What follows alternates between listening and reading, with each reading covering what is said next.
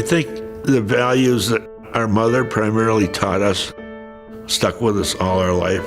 They're easy values for people to connect with. They include respect for everyone, treating everybody equally. There may be simple values, but they're certainly very powerful. Norm and Nelson, they were businessmen from the get-go. They sold Cutco knives. They painted houses. They painted the fraternity house at U of R. They just worked, but they were together always. And like my mother used to say, what one didn't think of, the other one did. Nelson and Norman had done home leasing with buying up houses while they were college students. And Nelson was just unbelievable to me because his whole concept was fix these places up and make them better for the tenants. And Norman was right there along with Nelson all the way. Norman and Nelson, they have always helped everybody that they could.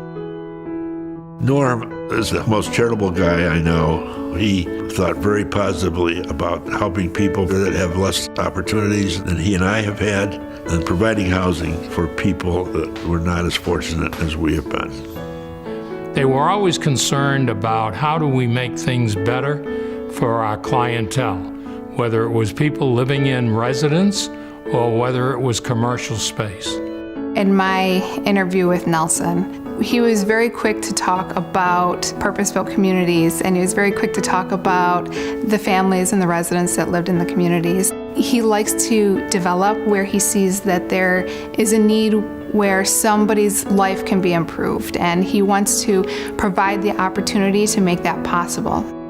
I think the success of Nelson Leenhouts and home leasing has been their ability to tap into not only the physical structure of housing that's needed in this area, but tap into the hearts of individuals and families as to what they need in the areas that they live in. It gives us a sense of feeling more safe, feeling comfortable in an area that we know.